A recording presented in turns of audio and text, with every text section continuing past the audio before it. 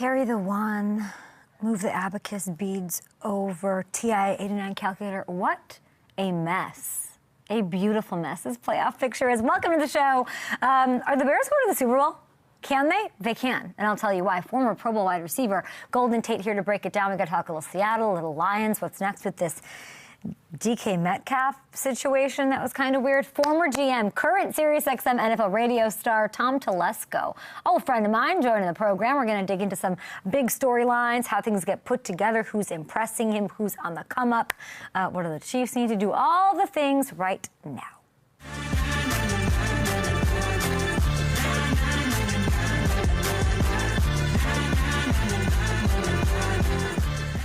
I pretend that I know what's going on with the playoff picture.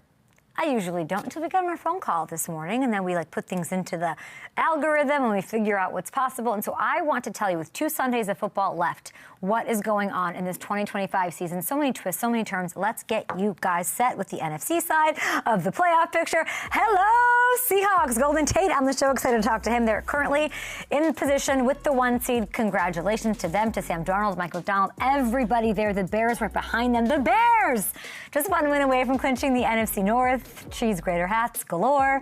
Chicago and San Francisco host the Super Bowl, both clinching playoff spots. The Lions lose to the Steelers yesterday. Aaron Rodgers, a little hat tip, little love for his former squad, the Packers, helping them out, taking care of business over Detroit. Carolina back in first place in the NFC South. Packers, the 7 seed, which sets up a third meeting with the Bears in the wild card if that holds. And in the AFC, 5 teams within a game of the 1 seed. What? That's so crazy. AFC is so wild and amazing. Of course, the Chiefs being eliminated has a lot to do with that.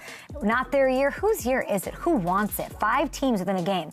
Denver's still the top spot, even though they lost. And I don't even know what the lessons are in that loss. They just need to play better. They hold the tiebreaker with New England right now. Chargers back in play for the AFC West. How about that? They would win if they can beat the Texans and the Broncos over the next 2 weeks. Steelers in full control of the North, and we'll get to that in a moment. Get to FanDuel Sportsbook, guys. Get your bets in for who you think takes it, who you think ends up playing in Santa Clara at Levi Stadium a little over a month from now. Hamilton, did I get that right? I think I did. Nailed it. Yeah. Your Jags. Congratulations to your Jags, to Cal Filson's Patriots. The Packers not looking great. Bears fans hate me, but I've been on the Bears all year, so everyone can shut the F up, in my opinion. Okay, get there. Last night we had a pretty interesting game. Cal Filson's Patriots taking care of business. Let's talk about it. Pittsburgh can send, Drake Maye a little edible enragement for what he did and what they pulled off. The second half collapse against Buffalo, right? Rough sledding to start this one. I was getting, I'll be honest, and I love the Patriots. And actually, I like Patriots fans because they know how much I love and support them and want to see good things for them. I thought maybe, okay, rebuilding season, they did their thing, they're going to build off this, and maybe it's going to slip away. And then Drake Maye decided, I'm going to be and show what I can do in the fourth quarter, first fourth quarter comeback of his career. And I'm going to sort of put on that Superman cape that we all say that another AFC East quarterback does, in and out of every game this season and in his entire career. And he's going to go ahead and do that. And I do believe, and my takeaway from this game is that Drake Maye might be the MVP. I love you, Matthew Stafford, but Drake Maye might be the MVP. Let me explain. Down 11 points in the fourth quarter. The team is injury. Everybody keeps leaving the field. Prime time. The horror of last week still fresh. That second half collapse to Buffalo, and Drake puts it all on his shoulders, okay? He went 12 of 14 in that final frame for 139 yards. Don't forget, one of the incompletions was supposed to be pass interference, okay? The tight windows he was spinning these throws into. I was in awe watching this. Diggs, incredible in prime time as we knew he'd be.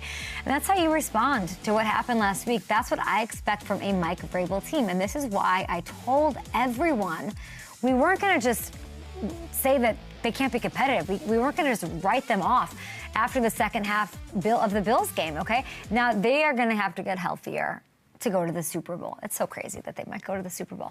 They have to get healthier if they want to make a run in January, but Drake's going to give them a shot. And if you take a look at that MVP race, he might be the MVP.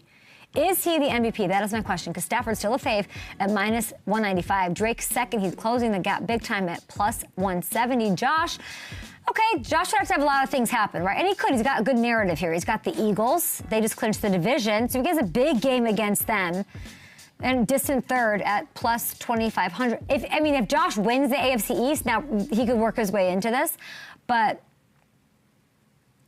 the case for Drake is this. As fantastic as Matthew Stafford's been, if things hold as they are and the Seahawks win the division, right?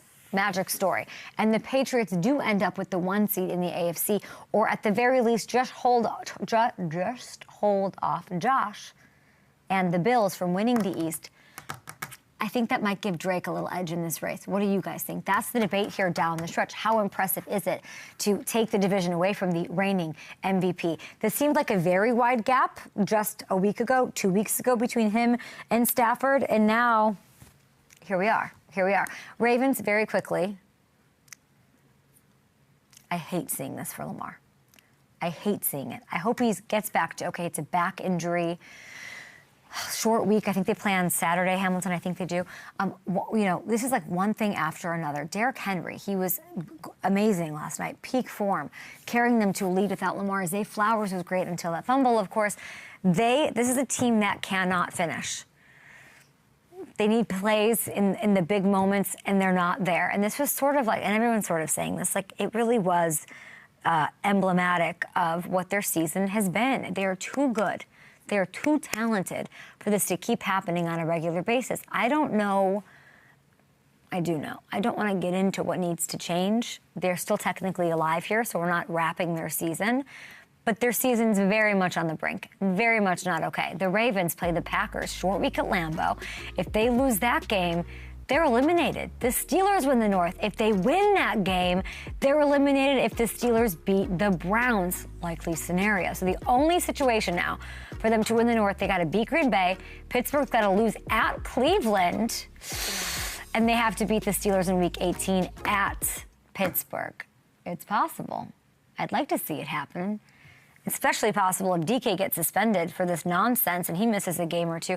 But it is hard to feel confident in Baltimore after that last night. And it is one of the bigger disappointments if they don't do their thing in a Chiefs-less, Bengal-less road to the Super Bowl where the Bills just lost in stupid fashion. You can't really hold on to the Bills as a consistent know what you're getting every week situation. It could have been the Ravens' year. The injuries, terrible, one thing after the other.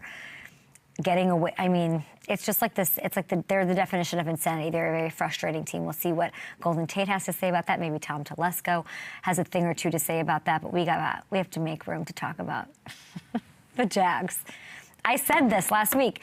You can't lose this game, Broncos. This is a game, not that you're overlooking. I don't think they overlook anything.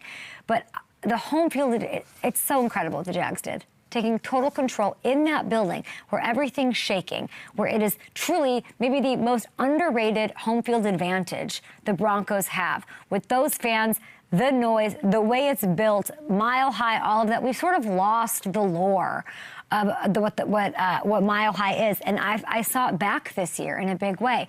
The Broncos have the momentum, an 11-game win streak. And Liam Cohen and Trevor Lawrence say, F that. We are in the top AFC contender conversation. They've now won 6 straight. They are undefeated in the AFC West, a brutal division, and they're 4-0. Toughest strength of victory, by the way, for those of you who like that kind of thing, want to have the who'd they face situation. More importantly than any of that, the reason this team can go the whole way is because Trevor Lawrence has been every bit of the transcendent talent he was drafted to be. He is who we thought he was in the right situation with the right coach who deserves the Coach of the Year love. He shredded the Broncos defense yesterday. In that environment, it's wild. That crowd, man. 4 total touchdowns. He's not turning the ball over. He's damn near perfect in the red zone. He came up with big plays every single time this game was in the balance. I'm happy for them. I think they got the Up and Adams bump because we went down to training camp for the first time and talked to them. And I do have to update my favorite full screen now that he keeps doing this every week. Look at this. Over the last month, Trevor has led the NFL with 14 touchdowns to 0 interceptions. I told you he's not turning it over. And if you look at the difference between these last 4 weeks and the first 12, he's the hottest quarterback in the NFL right now. He has been. At a time when you really want your quarterback to start catching fire, feel confident, he's the AFC's, confident Caleb Williams. That's him. This is Clemson Trevor that we're seeing right now. This is who they drafted him to be. And he's every bit of that, and I could not be happier for him.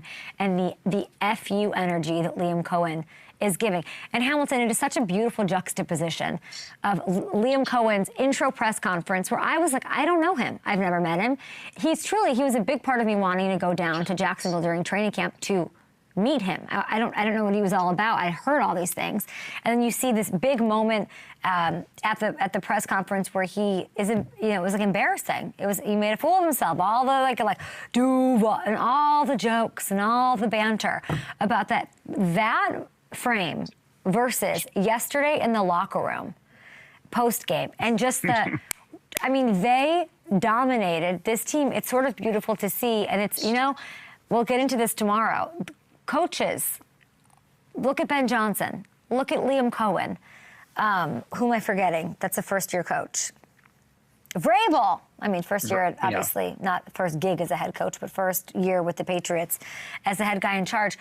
It's the juice. It's the right fit. Maybe it's the timing. It's the whatever. But I knew from sitting with Liam, he was going to get the best out of Trevor. He was not going to give up on Trevor, and he was going to be hard on Trevor. And that's the difference a coach can make in any team, any franchise, any history. It's rewritten just like that. If you have the right guy. Yeah, and I remember when you talked to Josh Hines-Allen a couple of weeks ago after that rough Texans loss, and you talked about that speech that Liam Cohen gave them after that game, and he said that's what sparked them that win over the Chargers, and they haven't lost since. So they definitely are responding to him beyond just the X's and O's part of it. Like, they believe in him, and they're responding to him in that locker room, too. We should resurface that, Alicia. Let's get that tweet out there from Josh Hines-Allen. I was in Appleton, Wisconsin with my nephews, but I was so inspired. I remember exactly what that conversation was like. Can we talk about a Saturday game? Is that allowed on a Monday? I'll allow it, yeah. Here's to my beautiful brother, Adam, who just went to that game. He goes once a year down to Soldier Field, sat, way, way, way up in the rafters with his cheese grater, just hoping for the best. And I remember thinking during this game when it was close to the first half, I was like, oh, he's not getting a great game. And then this was not even if you're in this rivalry or touch it in any way. You're never going to forget this game. We will never forget this game. And there is something going on in Chicago that is magic. It defies logic. It defies like the building of a team and the Ryan Poles of it all. It is like the perfect story. It is very similar to me to the Chiefs' magic that's escaped KC this year. And it's as if the magic from the Chiefs just through osmosis floated its way up I-70, up I-57, whatever, right to Hallis Hall. And maybe, I was thinking the connective tissue there. Ted Cruz, this is kissing you, of course. Knew you from when you were with Spags in St. Louis. You spent time with Andy Reid. You were the director of comms with the Chiefs in their beautiful run that they were having, which is paused right now. And then you went to Chicago in 2024, Ted Cruz, and look what this team has done since. But seriously, there is a quality to this team that is magic. And so the question may be this morning, are we all in? Or is it just... Can they win the Super Bowl? Yes, they can. So let's have a little history lesson. The magic that I'm talking about, this unwavering belief. I told you that last week that this guy, Caleb Williams, does more with confidence than anybody. And now it's permeating through the whole team, through the whole city. It comes from having a quarterback is going to play his best when it matters most. It comes from having a head coach that can always find you the perfect call. He can always go in his bag and get it for you. It comes from having a defense that's going to scrap and claw and find a way to get the football. The game was mathematically done. They were finished. 99.99% win probability for the Packers in that fourth quarter. That's insane. And this is just an example of these Bears doing the impossible. They are defying logic. They are magic. There's a little something special, a little extra going on. This is the sixth time the Bears have been trailing at the 2-minute mark and won a game this season. I'm convinced. That's all I need to know. This is the best team in the league when it comes down to these winning moments. Caleb has been the best quarterback in the league with his back to the wall. That's exhausting, too. That takes a toll. Not on these guys. Boy, what a quiet weekend for people who doubted Caleb Williams, that he was the right guy. that he didn't have the demeanor. He didn't want to. Caleb is perfect for this team. Perfect for this team. Quiet weekend for these detractors and haters and non-believers of Caleb Williams. And you can keep throwing out metrics like EPA. I couldn't tell you. DVOA.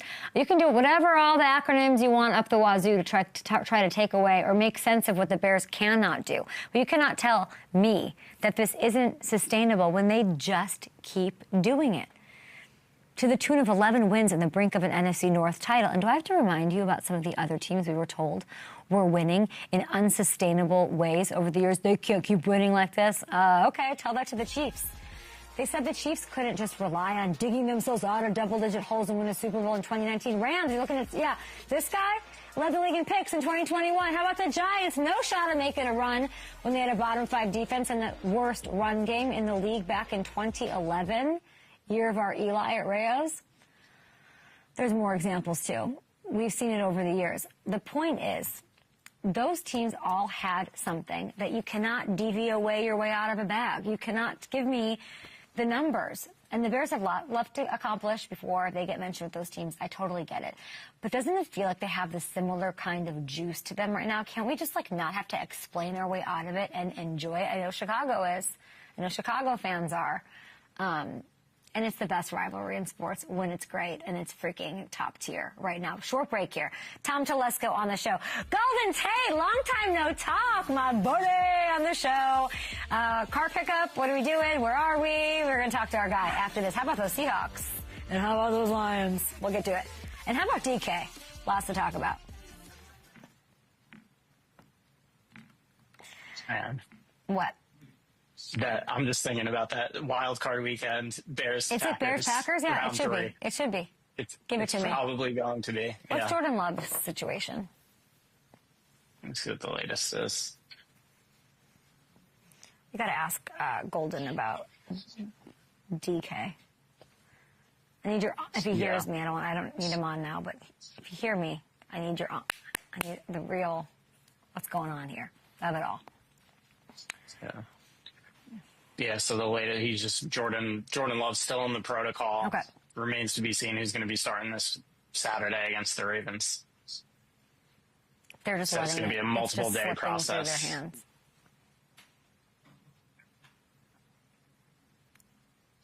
How's the Lions? So beat up. I know. Did you watch just the defensive Bears? Injuries, yeah. Did you watch the Bears locker room? Yeah. It's better than 2017 Saints. Or was it 15? What was the year that I fell in love with the Saints? 2017. 2017, yeah. Yes. Where you can just kind of tell, if you want to, I really if you want the DVOA of the magic, it's the locker room speech. Everybody can use a little Johnny Walker. And then everyone, Cairo. And then he goes, you're not getting a ball to Caleb. You're not getting one, buddy. Which he loves. He's fine with that. DJ Moore. Yeah. Everyone's dancing, having a great time. Beautiful. And it continued yesterday for Caleb, too. He was having a time. He's hitting all the notes. So. It's not a conversation from now. It's also bigger than the things that have been thrown around in talking about Caleb. And what it takes to sort of be in the face of that. He's just doing a lot right now. I love him. Yeah. But their strength of schedule. Okay. Are we starting with Detroit? Yeah, I think we have to. That was such a crazy finish. Yeah. So we were on our call talking through it. I was doing the play-by-play. Yeah. I'm just I don't know what the hell happened, what this is going to be. Took 2 minutes for the refs to start throwing out. I want to ask him if the refs got that right. Yeah. Is there something tonight? Am I crazy? Oh, yeah. Goff fires at the one. He didn't get across, but there are flags down. Ball ends up in the hands of Goff. He goes across. The game is over. Wow. There is no touchdown. Whoa. OPI on number 14 negates the penalty. There is Packers fans rejoice. Aaron Rodgers takes down the Lions, and the entire AFC, NFC is just a wild time. My next guest, a friend of mine, Pro Bowl wide receiver, Super Bowl champion, Golden Tate. Where have you been? How are you? Hello. What's up? What's up? All I know is if I gotta listen to you talk about these dang Bears any longer, I'm gonna have a little fit with you. But do you buy I'm them? just back in Tennessee. I do. I think the Bears are set up. They're building something that's really special. First off, now we can get off of Caleb's tail about he's not this, he's not that. That's one thing we know for sure, that Caleb is a gritty quarterback. He finds a way. First off, I'm jealous and angry that Ben Johnson went over there to Chicago. But we know Ben Johnson and quarterbacks, they thought they were going to send Jared Goff over to Detroit to die.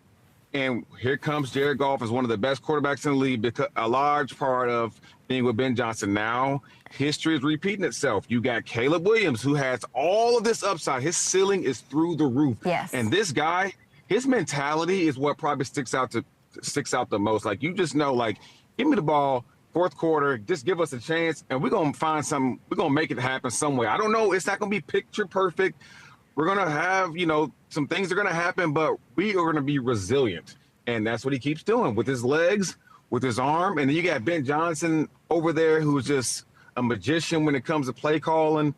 It's set up so nice for the Windy City, and it really pisses me off because it could have been avoided if Ben Johnson goes anywhere else. Yeah.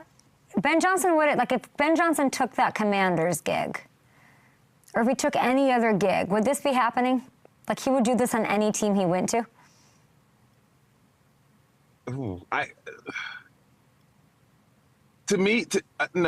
no. I think Ben Johnson understood, okay, I got a young quarterback that's got a significant amount of upside, and I know, well, which you do with Jaden as well.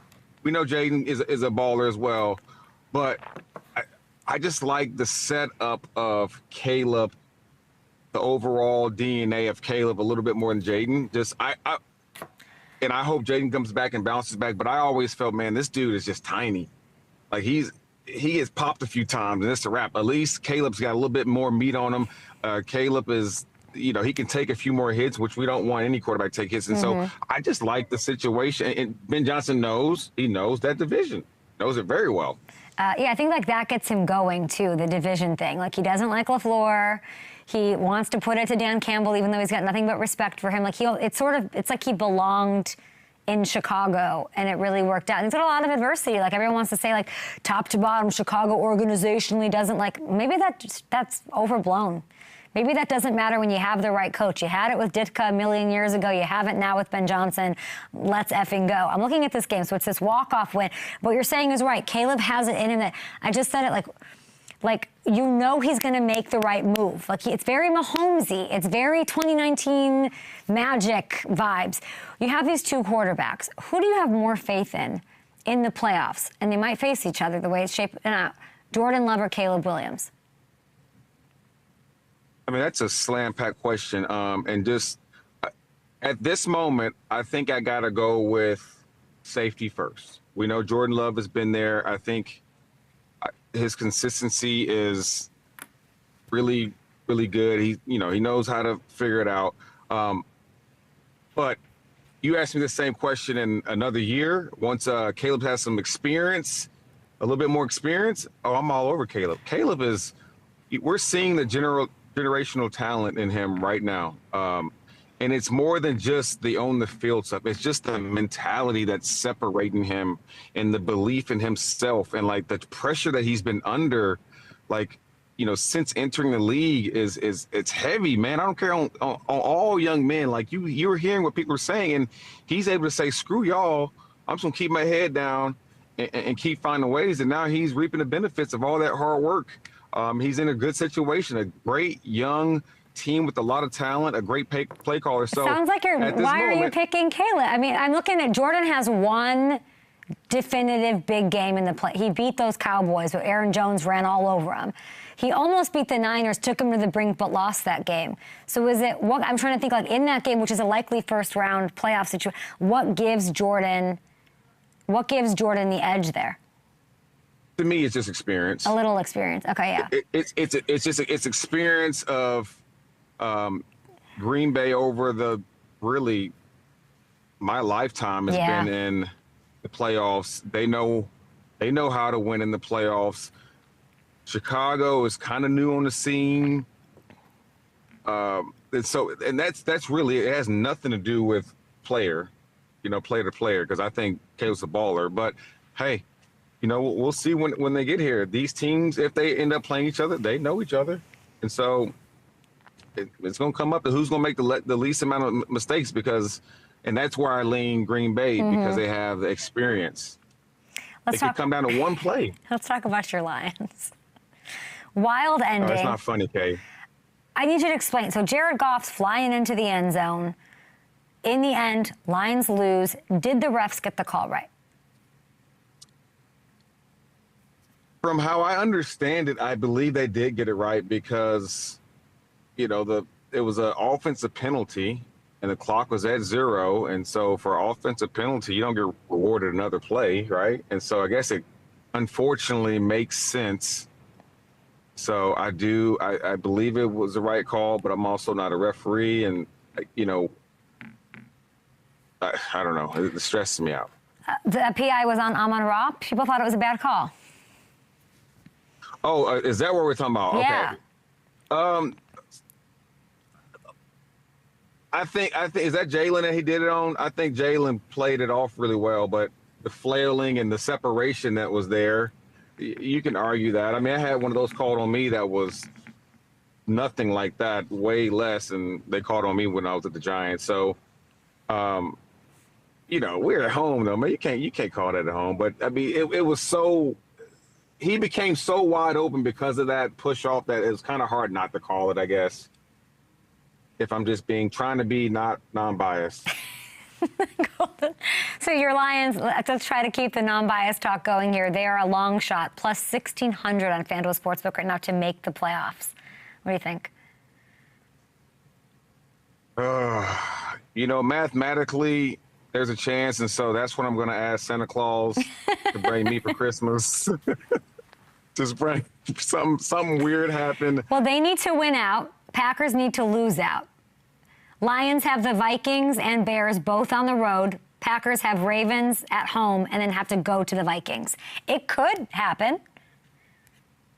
Yeah, it could happen. I mean...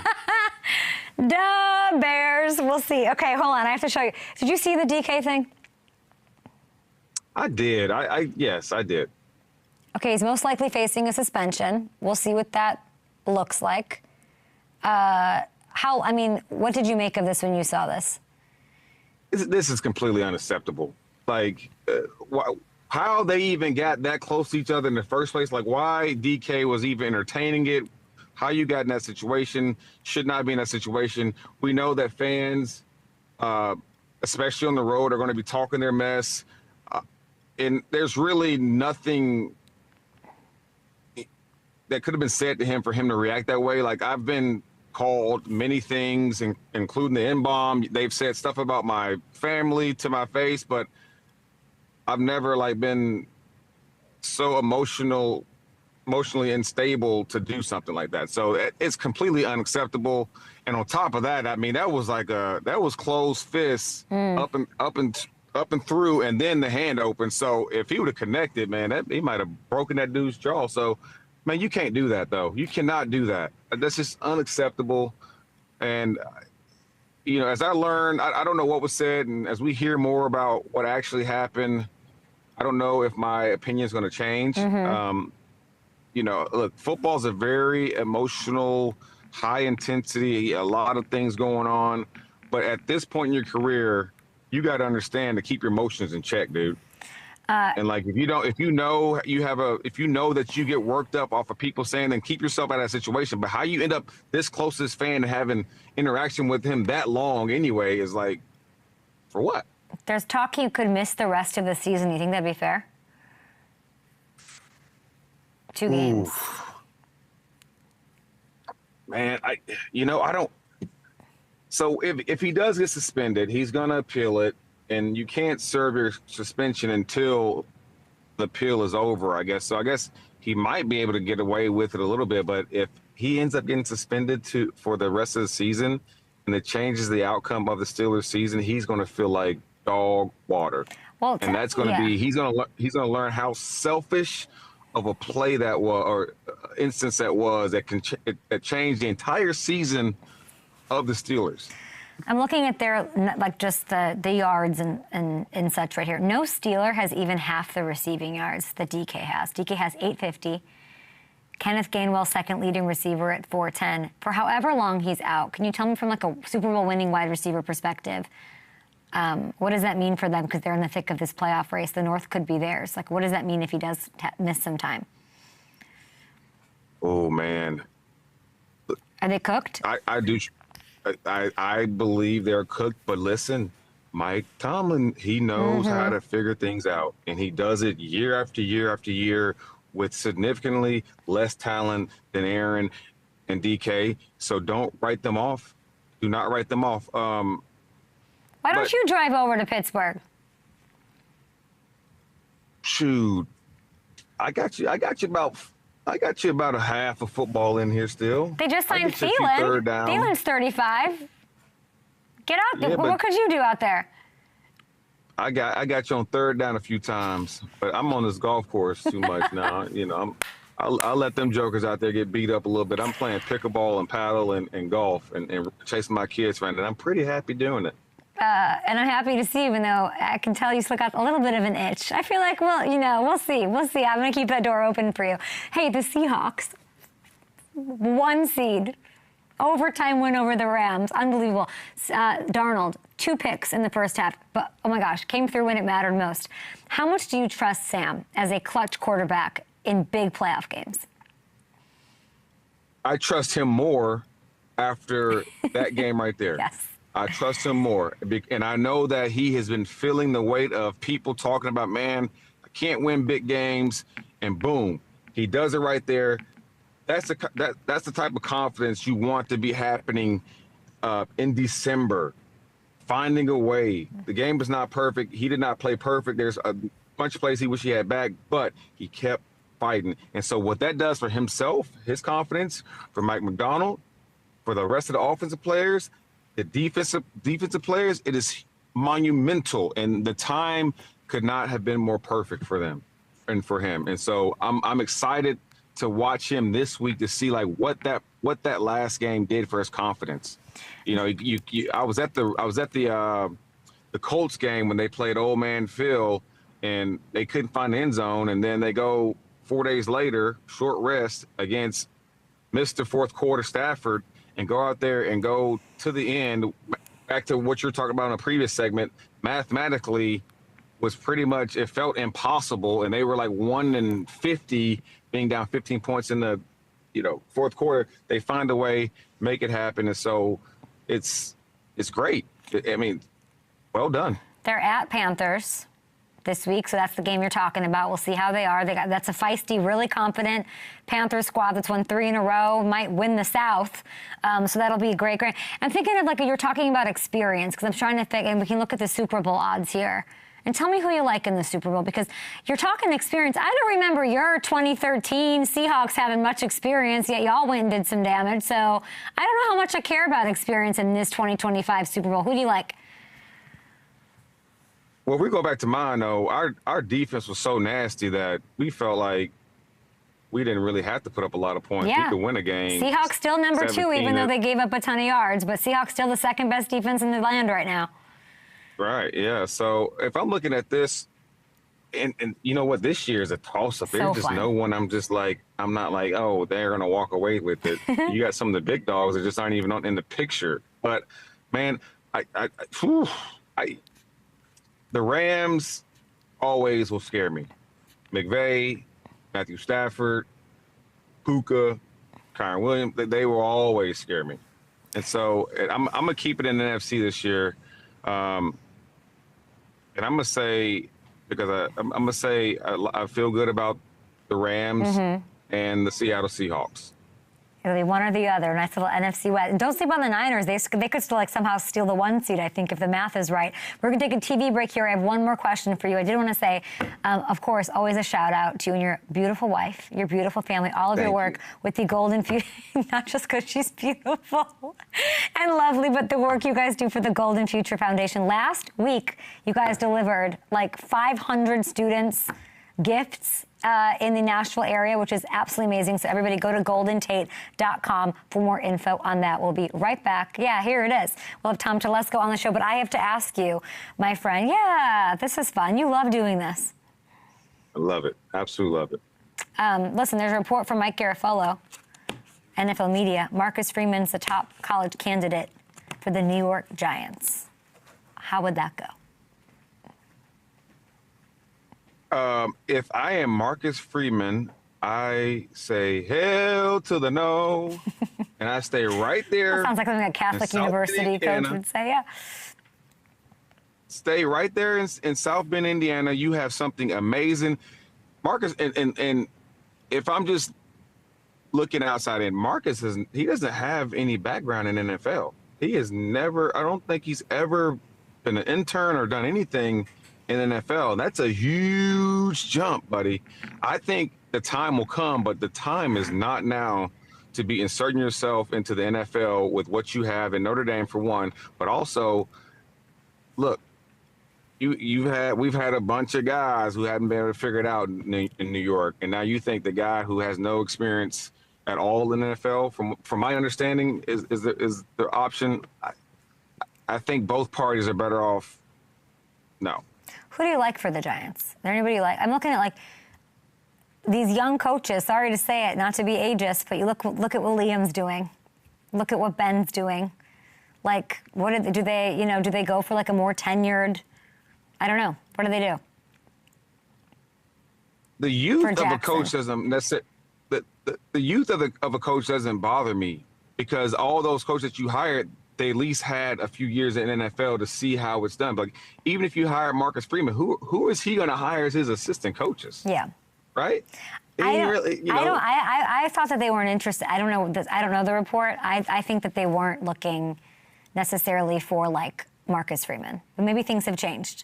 That's what I was hearing. I'm not an insider though. But maybe they hire him. Marcus, please don't leave us. Yeah. Please don't leave us.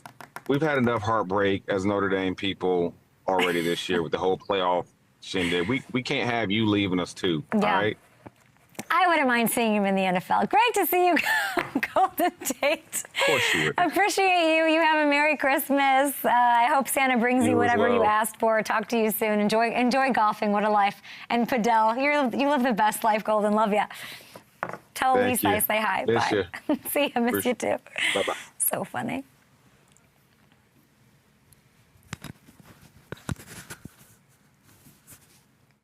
So these 2nd down and 7 plays are big. Shot down the field. End zone. It is held on to by Johnston for the touchdown. These playoff pictures are so crazy. I've not talked to you in so long, Tom Telesco. Chargers, Raiders, GM, 33 years of experience in front of me in front offices in the NFL. You're a Super Bowl champion. You're doing your thing on SiriusXM NFL Radio. How are you enjoying the media side of the biz? Who would have thought that this is where I would end up, 33 years later? But it's been great. It keeps me engaged with the game and all 32 teams. And when you've worked in the NFL as long as I have, it's all I know. It's all that I've done. And you got to fill the void some way, somehow. So I try to fill it, through doing some SiriusXM NFL Radio, and helped out at the local high school with the football team there, and just trying to stay engaged in football. This is what I love to do. How very Phillip Rivers of you. We love to see it. I would love to just get from your perspective, you're watching all of these games play out, and I like that it's really every team in the league. When you're thinking, what do I want to talk about? What is the story of the day to Tom Telesco after yesterday's action? It's got to be Jacksonville. I guess I am, part of the media now, and I wasn't a believer in September and October. But as I've watched it progress through the season, how could you not be a believer right now in what they're doing? And it's been super impressive. And with Liam Cohen, with what he's done, but they have a lot of talent on that team. And I think what people forget, like Trent Baalke left a good amount of talent there. So they had some players there. Then they made some shrewd moves even during this season with the Jacoby Myers trade, which made a ton of sense with where Trevor Lawrence was. And also their receiver coach at Jacksonville was Edgar Bennett. He was our receiver coach with the Raiders. So he was with Jacoby Myers for more than a couple years. So I'm sure he was pushing for that trade as well. But just to see them play, to go into Denver, Trevor Lawrence is playing consistent football, which has been the issue with him. I mean, there's been highs and there's been lows, and Liam Cohen has kind of evened that out because he's a super talented player. But just to watch what they've done, and another thing, too, is people forget, too, Travis Hunter got hurt early this year. Yeah. He's going to be a big part of their offense. There's but a huge story. The biggest story huge was storyline. him. But this is the benefit, though. So Parker Washington is a stud. He's an outstanding player, and this gives him more targets, more throws. In a big game yesterday, I think if you've watched Jacksonville all year, you can see how good a player he is. But no, they're a fascinating story right now. I want you to talk. Can you talk to me about the Trevor part of it? There's the roster, Trevor not turning the ball over. What is the lesson in that? Is it stick with your guy? Is it just finding the right? When I'm watching this game, what they were able to do to the Broncos, and what he was able to do to that defense, no one's been able to do, and they did it in Denver, of all places. Yeah. What's the lesson of the Trevor Lawrence of this all? Well, I totally agree with the Denver part. I mean, to me, Denver's the best defense in the league, and they're doing it at Denver. But I think with Trevor Lawrence, it's just about confidence. And that's where you can see right now, he's decisive with his decisions. He's always been talented. He's big, he's strong, he has arm strength, he's very athletic. But there's a certain confidence level he's playing with right now, which he has shown in other years, but maybe not consistently over 16, 17, 18 weeks. But you're seeing that right now. And that's, new staff, different way to look at things, and things just start to hit. And he's got some good talent around him. Offensive line has been very underrated. The offensive line's played very well. And you're seeing a very confident quarterback right now. Speaking of offensive lines playing pretty well, these Chargers, 4th straight win yesterday. What are your impressions? What's impressive about doing this without Slater, without Alt on this O-line?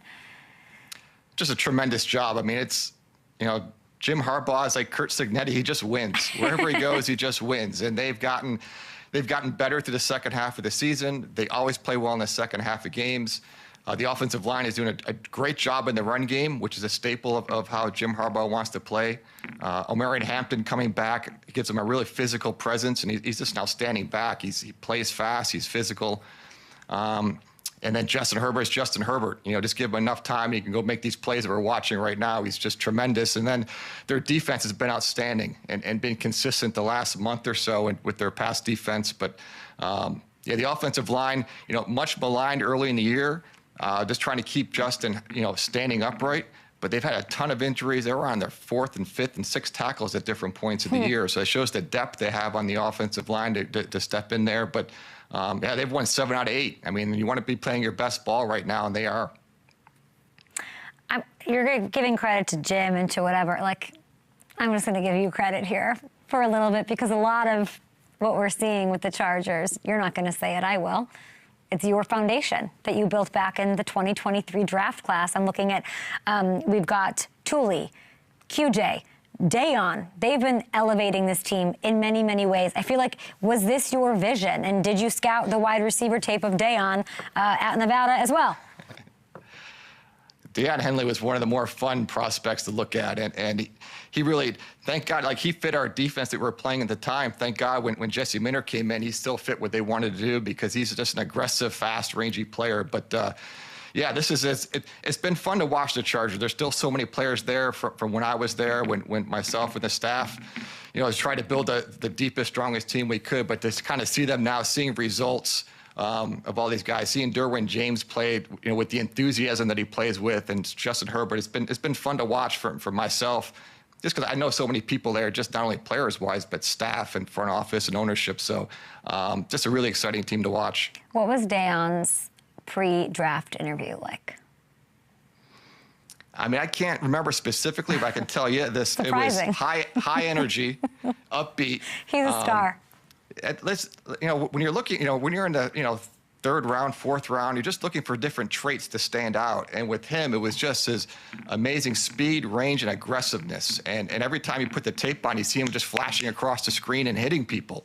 When we can do something with that. And then he just kind of fits the modern age of playing linebacker in this league. And he has such great leadership skills. And as you see, as he gets older, with him and Derwin James in that defense, those are two guys you want leading your defense. And then Thule, who's more on the quiet side, but a big-time player. But those are great building blocks. I want to talk about Miami because this is a very up your alley, fascinating, I imagine, case study. And what are they going to do and which doors are they going to open and close? I mean, it might be the most intriguing offseason team. The new GM has to figure out what to do with Tua.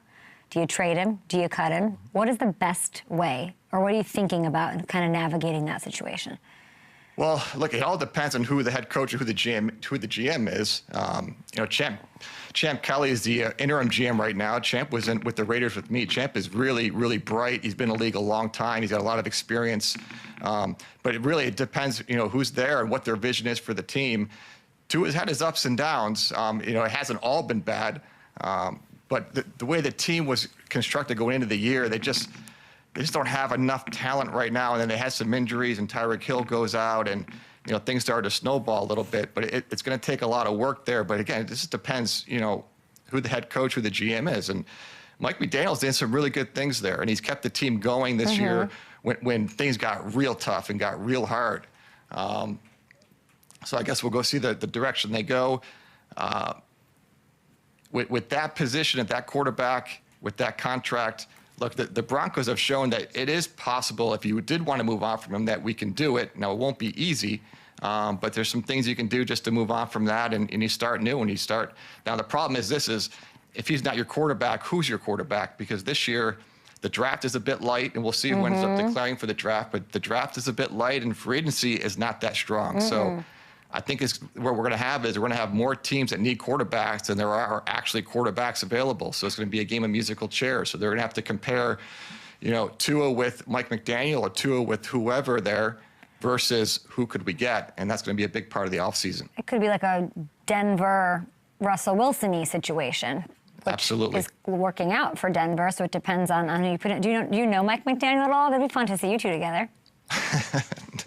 I don't. I've talked with him a couple of times at league meetings.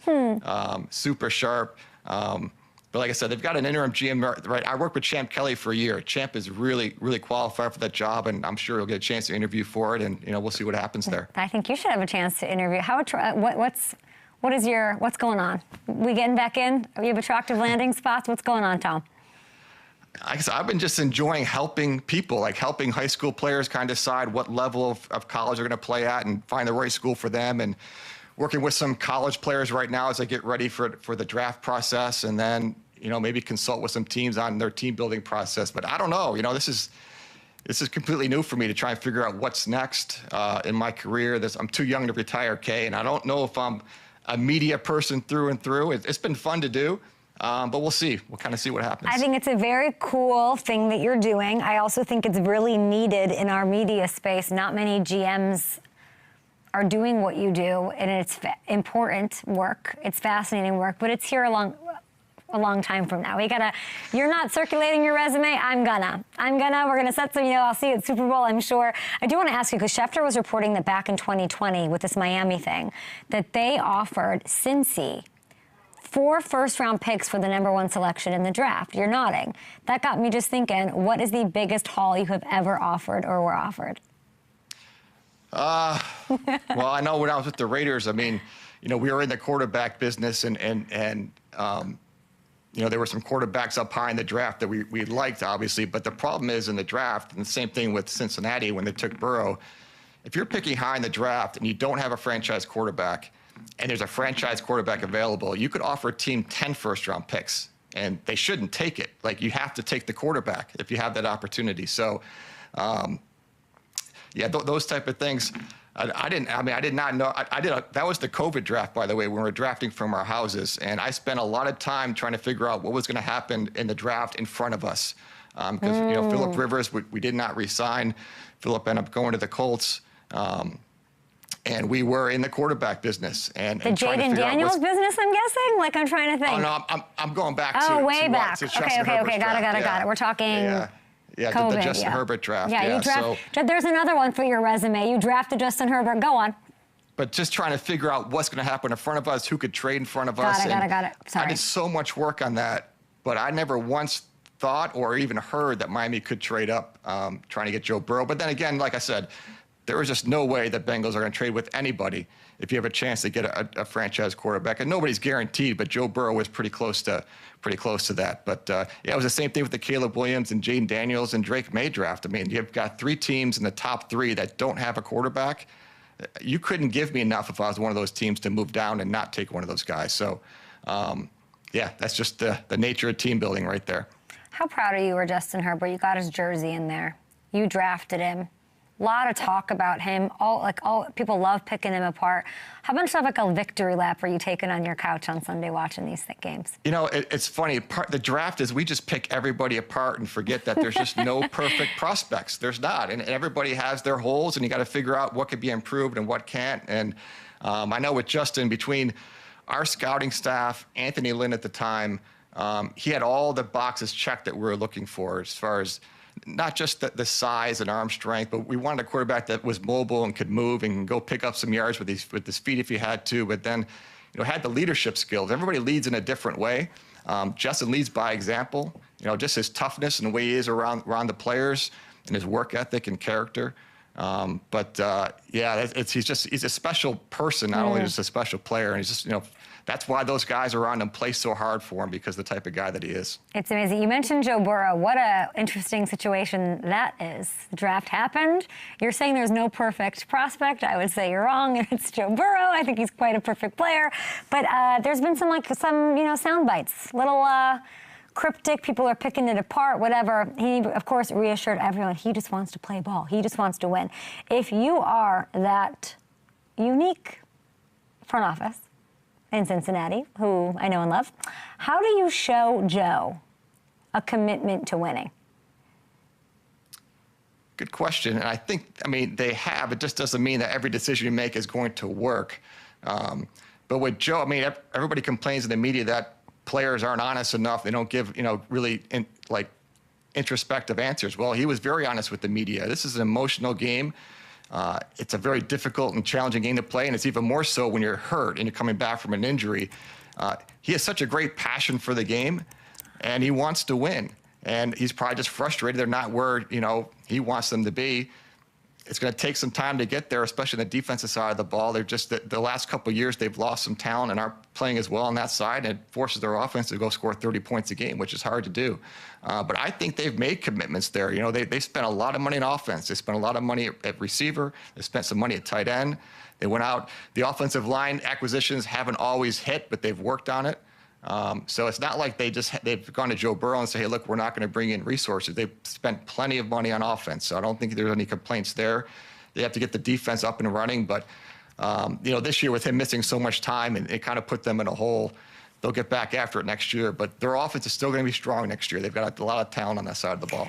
Just a couple more for you. This is there's 8 questions on every team in the NFL. Please come back. You are so incredible, and everybody can listen to you on SiriusXM. Don't say that, because I will bother you.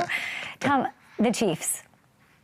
Brett Veach has got to figure it out. People want Andy's job. People want this, want that. Now you've got a quarterback who's running a week later after having his ACL surgery. What is in your eyes, what is the first step to tweaking, doing whatever you need to do to keep this dynasty alive?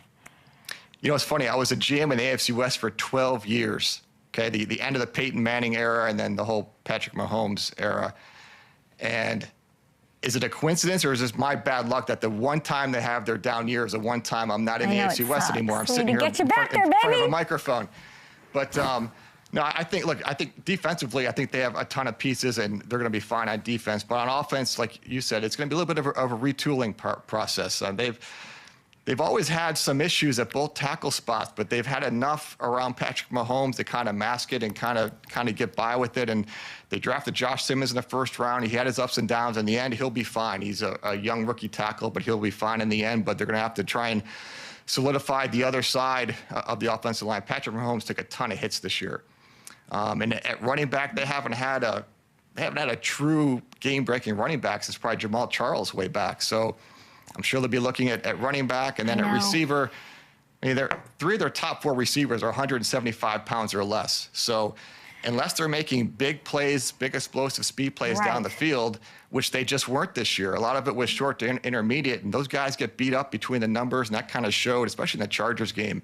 They got to add some more size on the outside there, and then Travis Kelce is their number one receiver who, may be retiring. So they're going to have some work to do on offense this year just to kind of bring in a new set of weapons.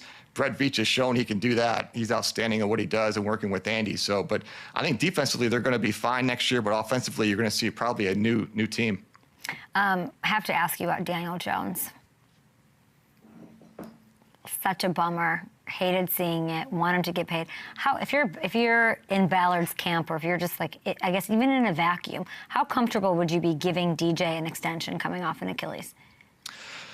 Well, it's tough because they almost have to at this point. I mean, they've kind of leveraged it by trading trading 2 number 1 draft picks for Sauce Gardner, thinking, hey, Daniel Jones is going to be our future quarterback. So I think that's the boat that they're in. Now, the good thing is, I think the relationship between Shane Steichen and Daniel Jones is outstanding. I think they both see the game very similarly.